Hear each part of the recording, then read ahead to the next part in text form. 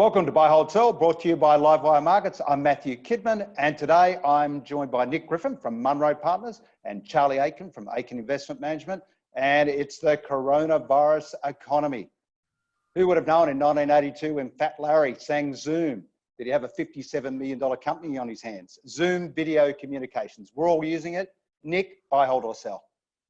It's a sell, I'm afraid. It's 57 billion actually, and that's the problem. So we like the product a lot. It's a great user experience. The 57 billion is a bit too expensive for something that I get with my Microsoft subscription, quite frankly. Charlie, we can't go without it these days. We're Zooming everywhere. Buy, hold or sell? Sell, you can go elsewhere. You can use Microsoft Teams. And I think when you've seen something go from 10 million daily users to 200 million daily users and the stock up 90%, and as Nick says, 57 billion, too rich for us. These days, you're not allowed to socialise. Spotify gives you some entertainment, not expensive. Buy, hold or sell, Charlie?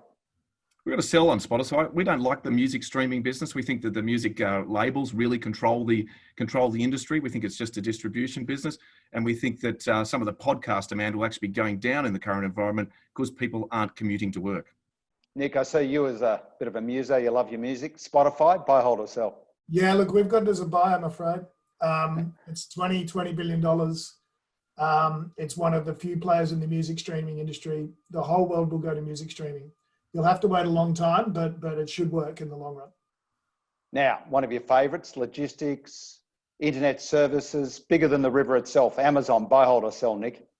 Oh, it's definitely a buy. Look, it's been our number one position in the fund since day one at Munro, number one position since 2013. And I honestly think it'll still be the number one position 5 years from now. It just wins in two major areas, and I just can't see who's catching them from here. They almost control the world, Charlie, and even President Donald Trump doesn't like them. Buy, hold or sell? Amazon.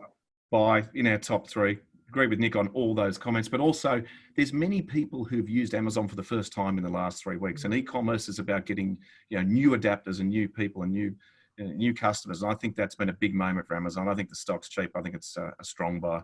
Let's go old world, healthcare, consumable goods, Johnson & Johnson. Buy, hold or sell, Charlie?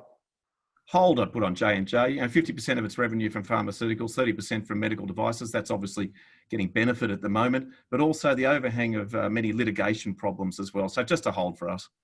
Nick, what do you think? It's had a lot of problems around litigation and whatnot, but it's really in the zone at the moment as we need all their products. Buy, hold or sell? Look, we're still hold. We're hold as well. It's a bit boring. You can probably find better with individual companies. The last thing I'd just say is, look, medical devices, elective surgery is on hold at the moment. So we've had a few problems with those stocks lately. Okay, here's your chance. What's one stock that's going to do really, really well in this coronavirus economy? Nick? Yeah, so one stock that's oversold that we still think we really like, and it's at a reasonable valuation, would be Pernod Ricard. I personally know that my alcohol consumption has probably ticked up a bit, and I don't think I'm the only one here. And so from that point of view, stock's 25% off its highs. You're paying less than 20 times earnings. You get a 2.5% yield. And spirits consumption structurally grows over time as people get richer and as the emerging markets evolve towards premium spirits. So it's a fairly simple, safe business in this environment, and you're getting it at its discount valuation. Charlie, something you've got that's going to keep us healthy? I don't know if it's necessarily going to keep us healthy, but it's in the right spot at the moment. I still like Alphabet. I think Alphabet looks cheap on a 5% free cash flow yield. We'll still be growing revenues at mid double digits, despite that pulling back a bit on ad spending at the moment. Still the dominant search engine, 132 billion of cash on its balance sheet. Just looks like a business with great optionality to me, with the other bets business as well. So I think Alphabet looks cheap down here. I think, look, there'll be some slight negative earnings revisions in the current quarters, but I think you're buying a tremendous business that's dominating its field. The coronavirus economy, it's infectious, but there's some stocks out there that are totally immune.